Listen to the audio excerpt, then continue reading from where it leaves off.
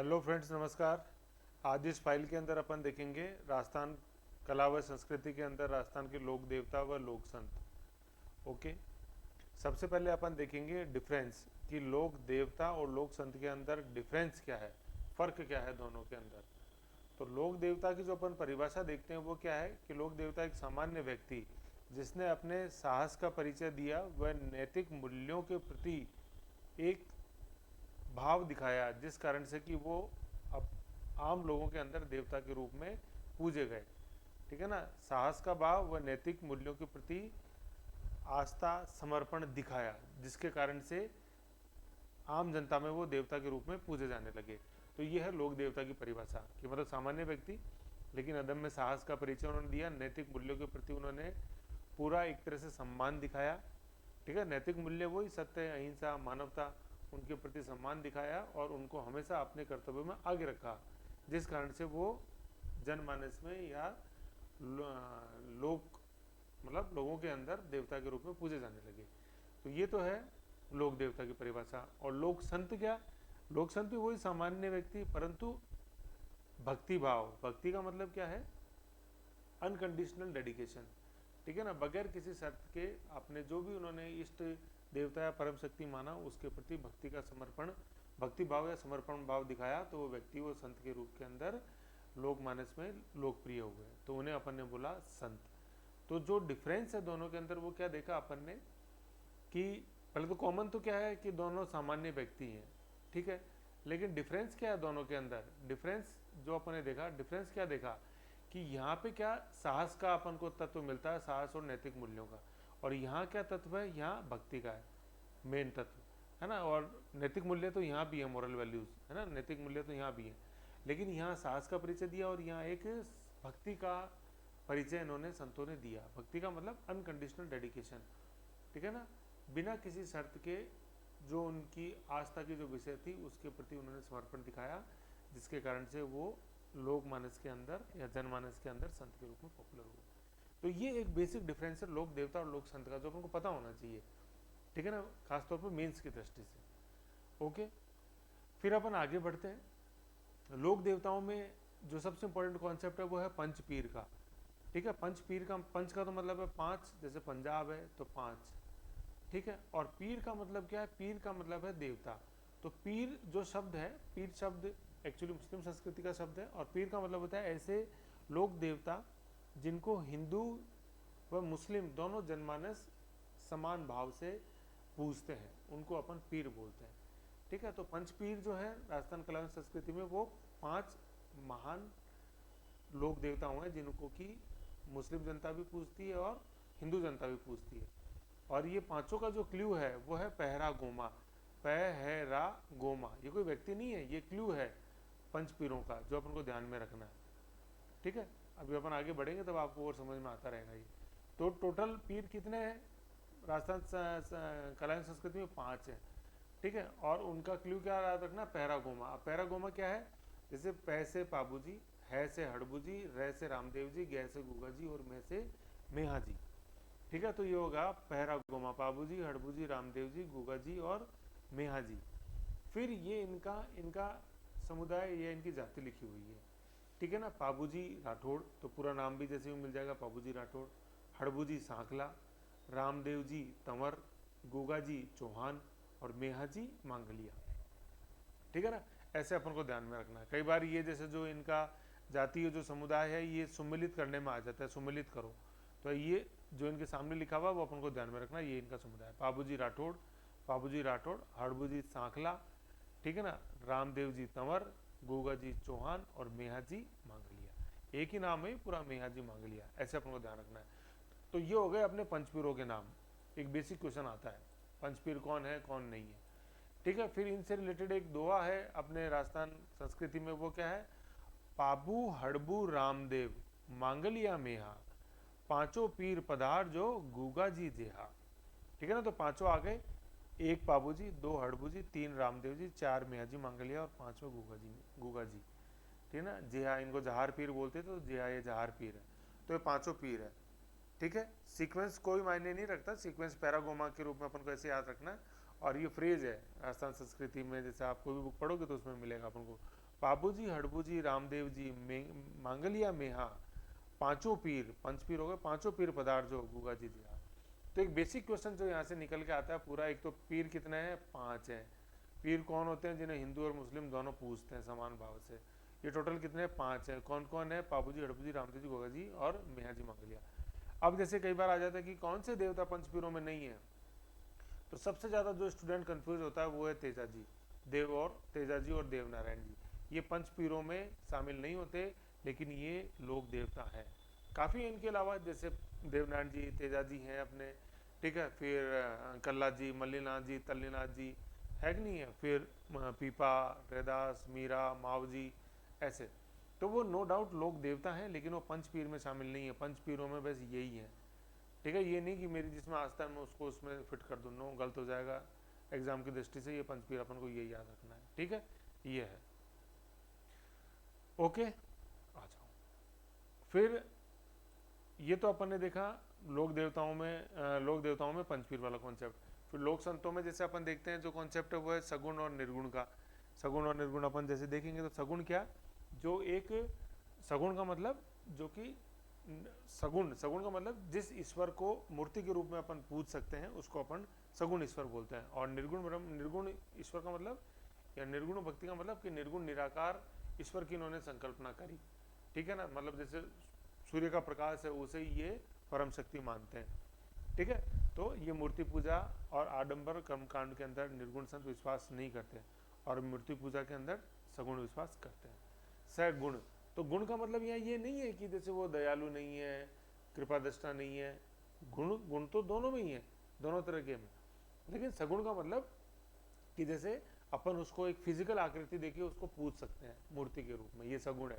और निर्गुण का मतलब वो जो मेरा ईश्वर है वो निर्गुण निराकार है, ठीक है। ये तो लोक संतों में जैसे अपन देखते हैं लोक संत नैनार और अलवार के रूप में आएंगे। नैनार वो थे जिनको कि शैव धर्म के अंदर आस्था थी।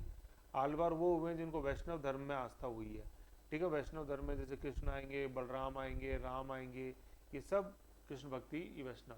तो एक क्वेश्चन बेसिक यही आता है कि नैनार संत कौन थे, जिनको शैव धर्म में आस्था थी। तो जैसे इसमें कापालिक आते हैं, ठीक है, कालामुख आते हैं, ऐसे वीर शैव आते हैं, कश्मीरी शैव आते हैं वो, ठीक है। और आलवार संत वो थे जिनको वैष्णव धर्म में आस्था थी। और ये नैनार और आलवार दोनों ही ये दक्षिण भारत में पॉपुलर हुए थे। दक्षिण भारत मतलब जैसे अपनी जो पेनिनसुलर इंडिया देखते हैं, इधर गोदावरी से नीचे महाराष्ट्र के अंदर ये पैदा हुए थे, ठीक है। महाराष्ट्र, कर्नाटक और तमिलनाडु के अंदर ये इनका गढ़ था आलवार और नैनारों का, ठीक है। तो ये चीज़ है, ओके। फिर अपन आगे बढ़ते हैं। अब एक बेसिक कॉन्सेप्ट जैसे आप जैसे देखोगे पढ़ोगे तो आएगा, तो एक बार बेसिक में बता देता हूँ फिर अपन और आगे चलेंगे। आएगा कि जैसे एक अवतार आएंगे जैसे बार बार, तो पाबूजी जो हैं वो लक्ष्मण के अवतार हैं, ठीक है। रामदेव जी जो है वो कृष्ण के अवतार हैं, और कल्ला जी जो है वो शेषनाग के अवतार हैं। कल्ला जी की अपन फोटो ही देखेंगे तो जैसे यूं अपन को यूं शेषनाग के अंदर यूं बैठे हुए दिखेंगे, यूं शेषनाग में कल्ला जी वैसे फन में।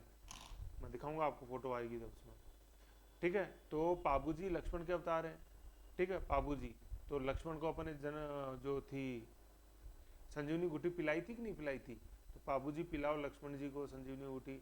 रामदेव जी कृष्ण है तो आर के याद ध्यान रख लो आप, आर के, तो आर से तो क्या रामदेव जी और के से कृष्ण, और कल्ला जी शेषनाग हो गए, ठीक है। ऐसे ही अभी आते आगे आगे आएगा काफी डिटेल में सारी चीजें अपन देखेंगे।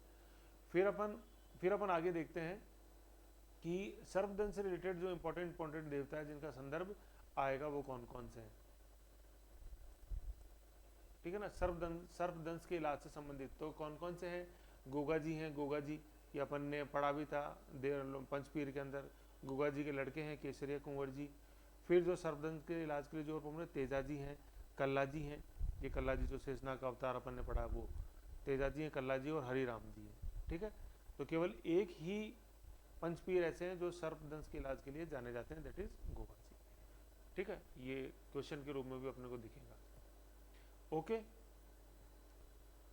है ना। तो ये सर्पदंश से रिलेटेड है। तो सर्पदंश में जो पंचपीर रिलेटेड है वो तो गोगा जी हैं, और जैसे तेजा जी जो है वो भी नो डाउट मतलब सर्पदंश से रिलेटेड है, लेकिन पंचपीर के अंदर ये नहीं है।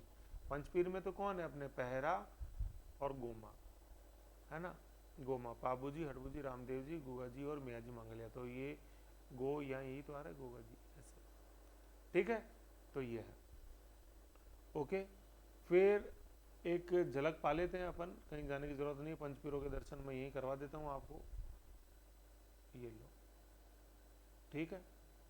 ये पंचपीरों के दर्शन हो गए अपने, देखा आपने, ये पंचपीर के दर्शन, ये लो, यहीं हाथ जोड़ लो, अपन शुरुआत कर रहे हैं, ठीक है। तो पंचपीर जैसे अपन ने देखे हैं, तो ये हो गए पाबू जी, ये हो गए पै हैराज, फिर हरबू जी, देन रामदेव जी, देन ये गोगा जी, और ये मेहा जी मांगलिया, ठीक है। ऐसे ही अपन को ध्यान में रखनी, फिर जहाँ समझित अपन पढ़ेंगे वहाँ सारी चीज़ें और आएंगी, अभी देख लें आप, ठीक है। तो जो फ्रेज अपन ने देखा था क्या, पाबू पाबू हड़बू रामदेव जी, पाबू हड़बू रामदेव, मेहा जी मांगलिया, पांचों पीर पधार जो गोगा जी जेहा, तो ये आ गए पांचों पीर ऐसे, ठीक है। तो इनके नाम से फिर अपन अब शुरुआत करते हैं, और सबसे पहले पंचपीर अपन देखते हैं कौन, पाबू जी, आओ, ठीक है। पाबू जी,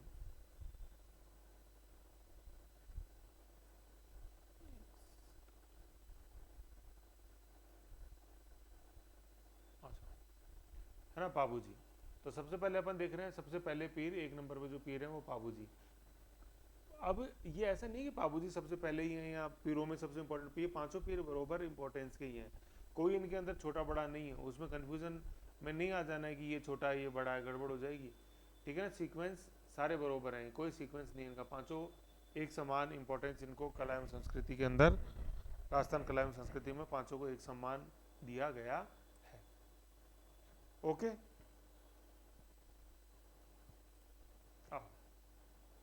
तो सबसे पहले अपन देखते हैं पाबू जी।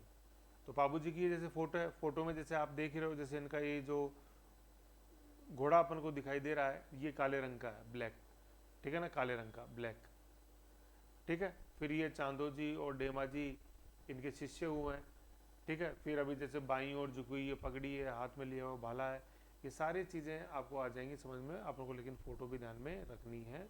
ये पाबू जी राठौर। तो सबसे पहले अपन देखते हैं बिंदु काल, मतलब किस समय ये हुए हैं, 1239 से लेकर 1276, कोई इंपॉर्टेंट नहीं है, लेकिन अपन को ये ध्यान ये रखना है कि ये मध्यकालीन इतिहास की ये बात है, प्राचीन राजस्थान के इतिहास की बात नहीं है। तो पांचों पीरों का संबंध जो है वो मध्यकालीन इतिहास से है, जिस समय विदेशी आक्रमण, खासतौर पे मुस्लिम आक्रमण भारत पे हो रहे थे, गजनी के रूप में, गजनवी, ठीक है ना, मोहम्मद गजनवी ऐसे। तो मुस्लिम आक्रांताओं से यहाँ की हिंदू जनता परेशान थी, क्योंकि ये गायों को ले जाते थे और खेती का नुकसान होता था, ठीक है। तो गोवंश को नुकसान होता था इनके आक्रमण से, तो उनको बचाने में सबसे ज़्यादा योगदान पंचपीरों का रहा है राजस्थान कला एवं संस्कृति में, ठीक है। फिर जो राजवंश देखते हैं इनका, वो है राठौड़, जैसे अभी अपन ने देखा पाबू जी राठौड़। किनके वंशज थे ये राव सिहा के वंशज थे, और राव सिहा कौन है, मारवाड़ में राठौड़ वंश का संस्थापक है, सिहा, फिर जिनके पुत्र जोधा जोधपुर बचाया ऐसे, है ना। राठौड़ वंश का मूल पुरुष या संस्थापक राव सिहा के ये वंशज थे।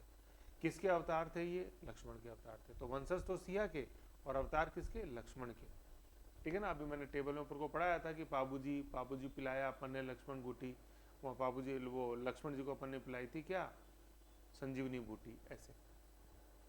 तो अवतार है लक्ष्मण के और वंशज है सिया के। इनके क्या क्या उपनाम अपन देखते हैं, ठीक है ना। पाबू जी के क्या क्या उपनाम अपन देखते हैं।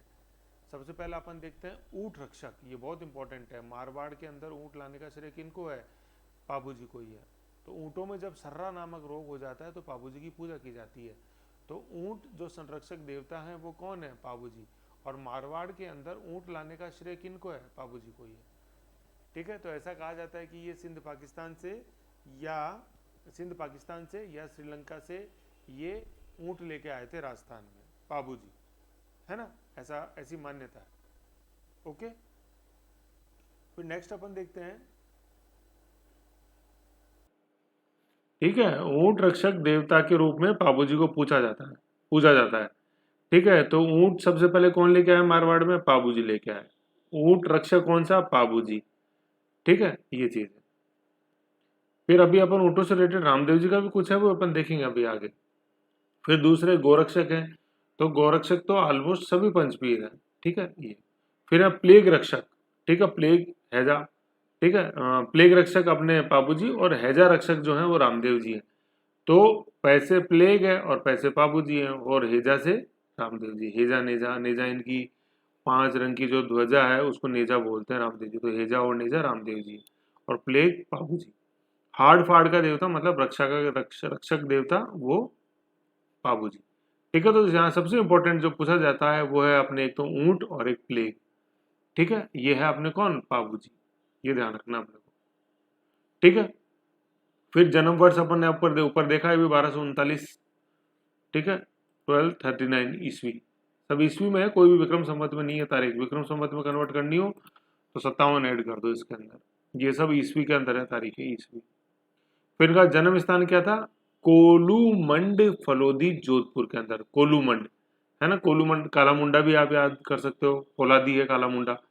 ठीक है, पबजी पाबू पबजी है ना, ऐसे याद रख सकते हो। तो जन्म स्थान है इनका कोलूमंड फलोदी जोधपुर के अंदर। मृत्यु कब हुई इनकी, 1276 में हुई। देचू का युद्ध हुआ था, देचू, डिस डिस नहीं है, देचू है। तो और जिन जे आर खींची है, जिंद राय खींची है। ठीक है, इनके एक तरह से जिया जी बहनों ही लगते थे ये। ठीक है ना, वो है। सिस्टर बड़ी हो तो जिया जी बोलते हैं और सिस्टर छोटी हो तो बहनों ही बोलते हैं। तो ये एक तरह से बहनों ही लगते थे, जिंद राय खींची बाबू जी के। और 24 वर्ष की आयु में ही इनका निधन हो गया था, किनका, बाबू जी का। ठीक है, ये है। और समाधि कहाँ है इनकी, ये देचू गांव में है, शेरगढ़ के अंदर, जोधपुर में। तो अपन ने क्या क्या देखा, जन्म देखा अपन ने कोलूमंड फलोदी। ठीक है, और समाधि कहाँ है इनकी, देचू शेरगढ़ जोधपुर के अंदर। ये तहसील है, फलोदी शेरगढ़ ऐसे। और गांव है कोलूमंड जन्म का और देचू मृत्यु या निधन का, जहाँ समाधि है आज इनकी। ठीक है ना, ये है। तो देचू के युद्ध और देचू में इनकी समाधि, ऐसे 1276 में। जे आर खींची, जिंदराय खींची, सारी चीजें देखेंगे अभी आगे आएंगे। फिर आगे अपन देखते हैं इनके पिता का नाम क्या, धांधल देव। धांधली नहीं, धांधल देव। और ये मारवाड़ मारवाड़ के राजा राव दुहड़ के ये भाई थे। ठीक है, जो अपन शुरू के शासक पढ़ते हैं जोधपुर में, उनमें नाम आता है दुहड़। ठीक है, तो पिता थे इनके धांधल देव जो कि मारवाड़ राजा दुहड़ के भाई थे। माता थी इनकी कमला दे और इनका नाम दूसरा भी नाम मिलता है बाछल दे। ठीक है, कमला दे या बाछल दे। ऐसा कहा जाता है कि अप्सरा थी, फिर ये तो पूरी किंवदंती अप्सरा थी। इनको यूं था कि कोई धरती पे जब जाएंगी कोई देख लेगा अगर मानव तो ये फिर वापस नहीं लौट पाएंगी। तो धरती पे एक बार ये आती हैं और तालाब पे धांधल देव की इनकी नजर पड़ जाती है, तो फिर ये वापस नहीं जा पाती है। ठीक है, और फिर इनसे ही संतान की उत्पत्ति होती है जिसका नाम था बाबूजी। ठीक है, उस किंवदंती में अपने को नहीं जाना है, अपन को इतना ये पता होना चाहिए पिता कौन, धांधल, और माता कमला दे और बाछल दे, दोनों एक ही नाम है। पत्नी का नाम है इनका फूलन दे या सुप्यार दे, दोनों एक ही नाम है। ठीक है, फूलन दे या सुप्यार दे। ठीक, ठीक है, वाइफ का नाम फूलन दे या सुप्यार दे। और ये जो अपन ने लिखा हुआ है एस एम सोडा, ये सूरजमल सोडा है। S M soda, Surajmal soda, Amarkot के शासक सूरजमल सोडा की पुत्री फूलन दे सुप्यार दे। ठीक है, ये इनकी पत्नी थी। लेकिन एक्चुअली हुआ क्या, जब ये फेरे करने के लिए गए हुए थे तो फेरे करने ये अमरकोट सिंध में गए। सिंध पाकिस्तान में है प्रेजेंट के अंदर। तो वहां पे 3 फेरे पूरे हो चुके थे, चौथा फेरा आधा ही हुआ था। तो इनको सूचना मिलती है कि इनकी एक प्रशंसक थी जिनकी घोड़ी ये यहाँ लेके आए थे। उनका नाम था, उस घोड़ी का नाम था जिस पे शादी करने ये दूल्हा बनकर आए थे यहाँ पे अपने सिंध अमरकोट में। उस घोड़ी का नाम था केसर कालमी। और वो घोड़ी किसकी थी, केसर कालमी जो घोड़ी थी वो किसकी थी। तो एक मिनट नीचे नाम देखो, ये देखो थोड़ा सा, ये तो इनकी प्रशंसक थी देवल चांडनी। ये देवल चांडनी, तो देवल चांडनी की घोड़ी का नाम था केसर कालमी, जो कि ये लेके आए थे कहाँ, अमरकोट। ठीक है, अमरकोट में शादी करने, किससे, फुलंदे सुप्यारदे से। तो इनको बीच में ही ये सूचना मिलती है कि इनकी जो प्रशंसक थी देवल चांडनी, इसकी गायों पर हमला कर दिया है। किसने, जिंदराय खींची ने, जो कि बहनोई लगते थे किसके, बाबूजी की। तो जिंदराय खींची, ये इसमें लिखा हुआ है, एक मिनट, जिंदराय खींची बनाम देवल चांडनी।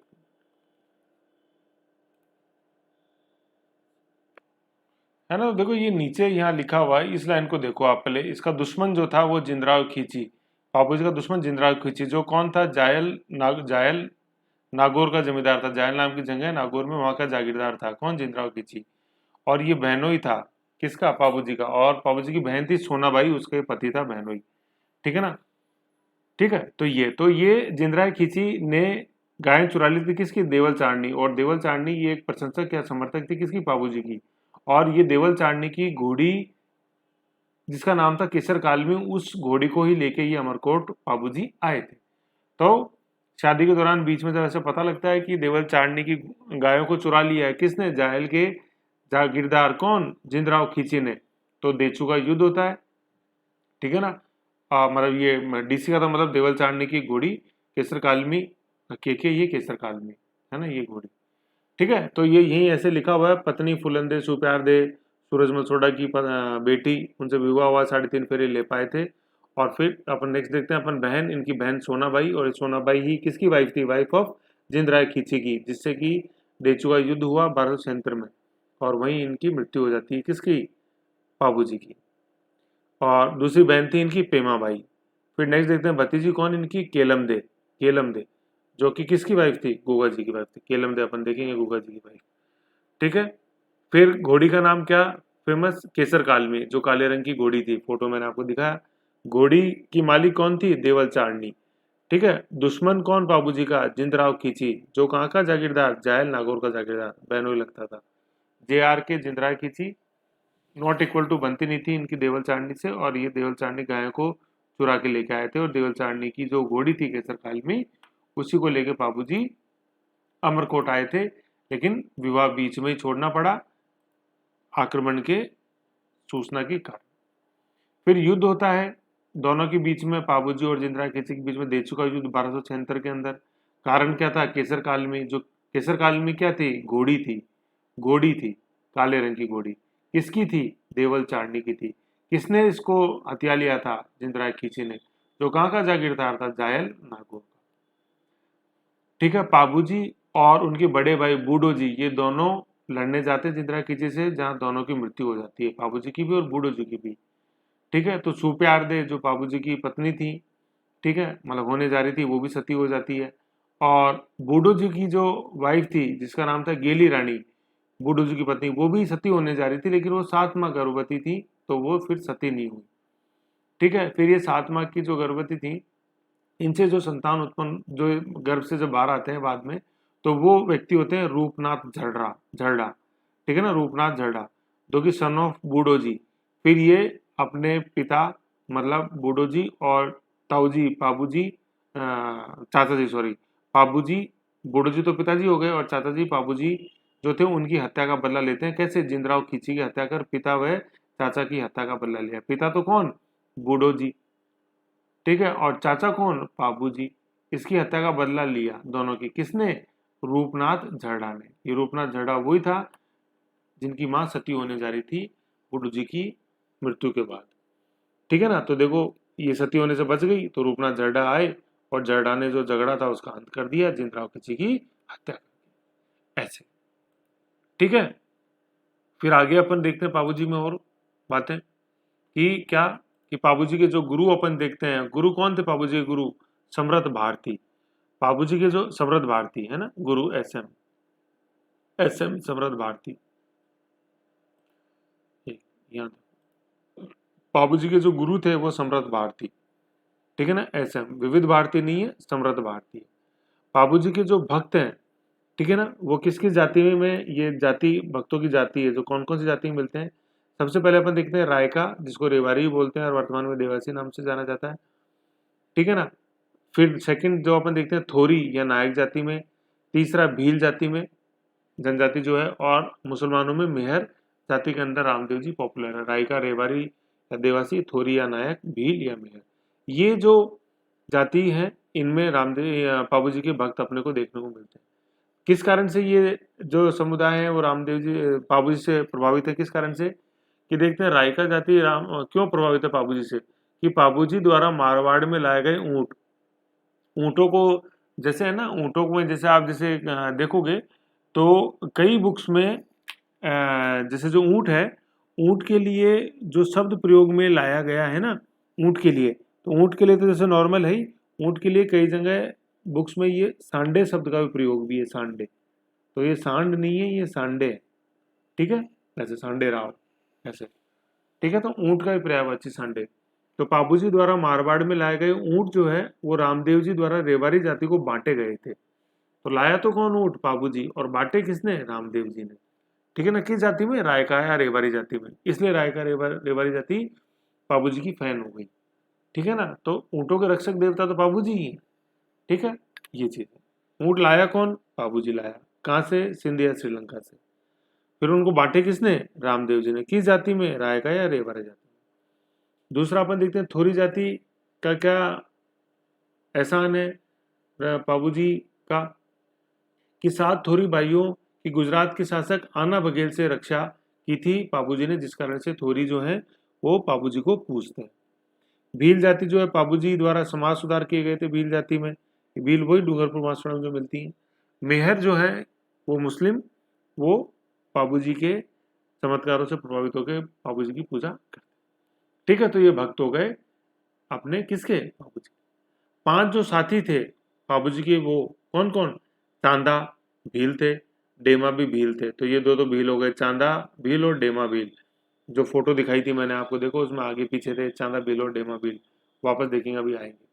फिर नेक्स्ट हरमल रेवारी, यही रेवारी रायका। फिर सावंत। ठीक है ना, सावंत सावंत सावंत सोलंकी और सल सोलंकी, ये दोनों गुजरात के हैं ये। ठीक है, तो चांदा एवं डेमा, सरनेम याद नहीं रहे कोई बात नहीं, लेकिन याद रखने चामा डेमा हरमल। चामा चांदा और डेमा, है ना, चांदा डेमा। फिर एक हरमल है, और सावंत और सल दोनों ऐसे ऐसे। तो चांदा डेमा हरमल सावंत और सल ऐसे, ये साथी थे किसके? बाबूजी के। ठीक है, फिर आगे बढ़ते हैं अपन।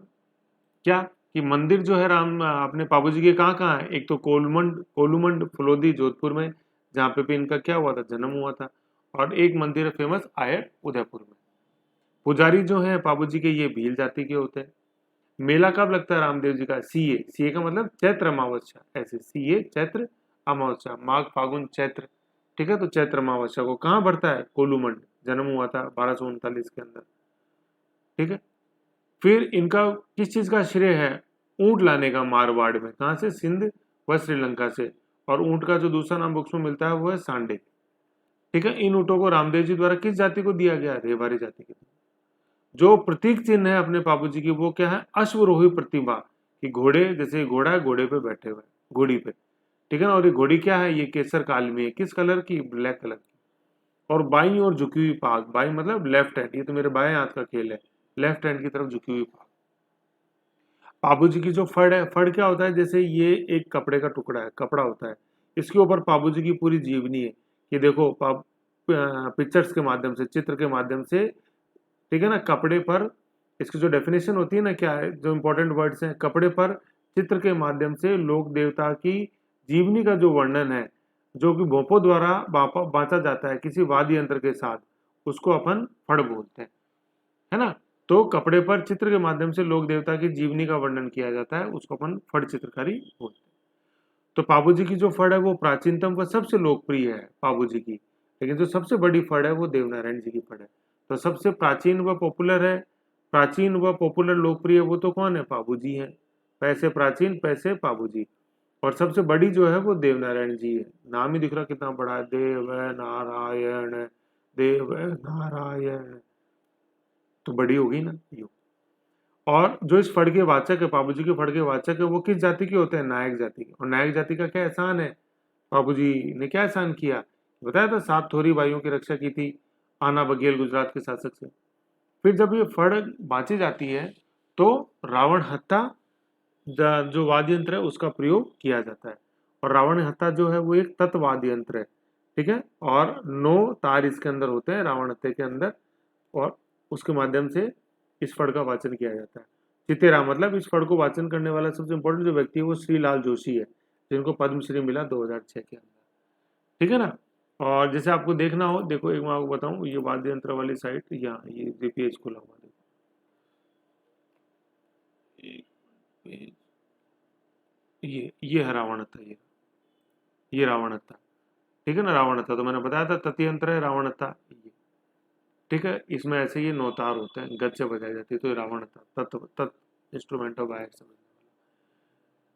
ओके, ये चीज इसके अंदर।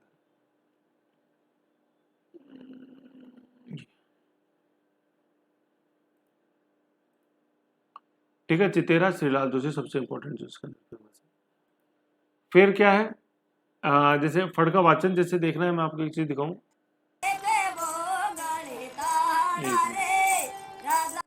देखो जैसे ये फड़, ये फड़ का वाचन देख लो, इसमें रावण आता इंस्ट्रूमेंट ही आ रहा है सामने।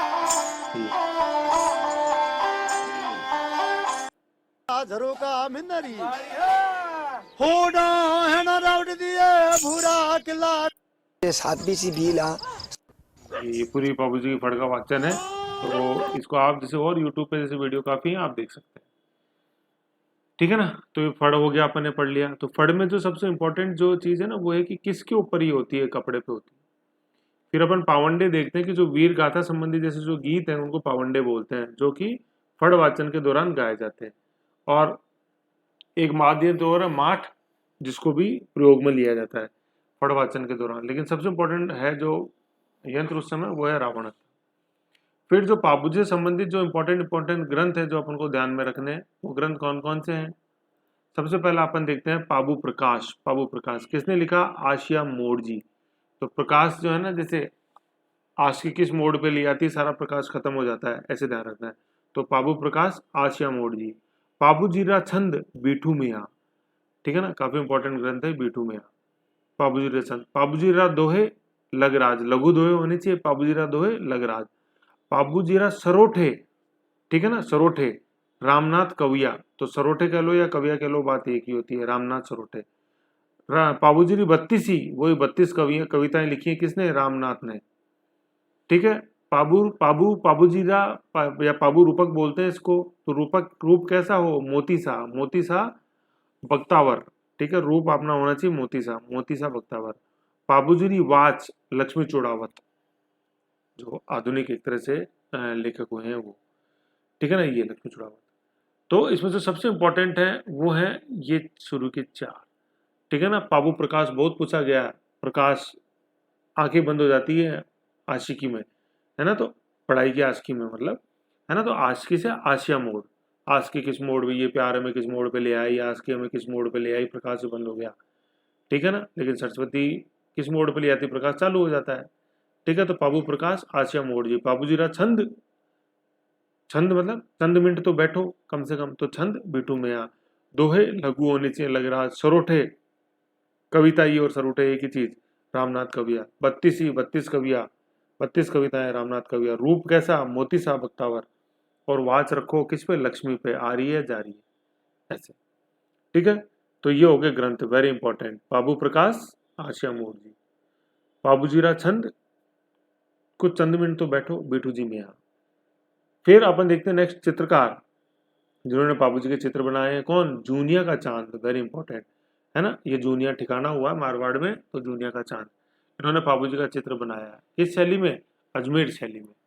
ठीक है, तो ये इंपॉर्टेंट चित्रकार है जो बाबूजी से संबंधित है। ठीक है, तो ये था बाबूजी से संबंधित। नेक्स्ट देखते हैं हड़बुई श्रृंखला। तो ये अपन ने बाबूजी देखा। अब जैसे मैं आपको वापस इस फोटो के ऊपर लेके आऊं, जैसे ये फोटो शुरू में मैंने दिखाई थी, वापस देख लेते हैं। आओ, अब आप समझोगे, उस समय समझे नहीं थे। तो अपन देख रहे हैं कि ये घोड़ी काले रंग की घोड़ी, तो घोड़ी का नाम क्या, केसर कालनी, किसकी, देवल चारनी की। ठीक है, इसको कहाँ लेके गए, अमरकोट लेके गए थे अपनी शादी में। ठीक है, लेकिन शादी में 3.5 फेरे ही हो पाए थे, किससे, सुप्यार दे, देखा था अपन ने, देखो वाइफ नहीं दिया ध्यान, देखा था अपन ने, सुप्यार दे, देखो कमला दे, सॉरी फूलन दे या सुप्यार दे। प्यार से फूल दे रहे थे वाइफ को, लेकिन देने नहीं दिया, किसने, जिंदराव खिची ने, है ना ये। ठीक है, ये अमरकोट अपने सूरजमल सोडा की पुत्री सुप्यारदे या फुलंदे से विवाह करने गए, लेकिन जिंदराव खिची ने होने नहीं दिया। ठीक है, दुश्मन कौन इनका, जिंदराव खिची केसर काल में।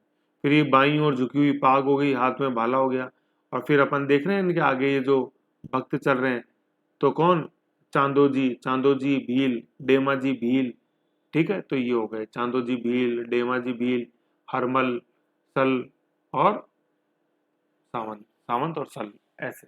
तो अपन ने इनके 5 जो शिष्य देखे थे वो, ठीक है। तो अब फोटो से आपको समझ में आ जाएगा, ऐसे अपन को ध्यान रखना है, ठीक है। तो ये था बाबूजी के बारे में। फिर इनका जैसे मैं माइक्रो में आपको बता देता हूँ, जैसे आप ये मैं स्क्रीन दिखा देता हूँ, इस तरह से अपने को बनाना है। ये देखो जैसे यहाँ लिखा हुआ है, देखो ये रहा। अपन जब घोड़ी पढ़ेंगे तभी आएगी, देखो बाबूजी को अपन पढ़ेंगे स्टेपुलर फॉर्म। अभी बाबूजी देखा अपन ने तो केसर काल में आ गई, रंग कैसा, मतलब ये सारी घोड़ियां आई। अच्छा किराड़ का आपड़ा जो है ना, ये घोड़ा है यहाँ जी। तो बाबूजी की घोड़ी केसर काल में कैसे रंग की, काले रंग की, ध्यान रखना आपने, ऐसे, ठीक है। तो ये चीज थी इसके अंदर। तो ये बाबूजी के बारे में थी। ये फर्स्ट अपन ने पहला पंचपीठ देखा पैरागोमा में, ये पै अपन ने देखा, ठीक है। नेक्स्ट फाइल के अंदर अपन देखेंगे हड़बू जी। ओके।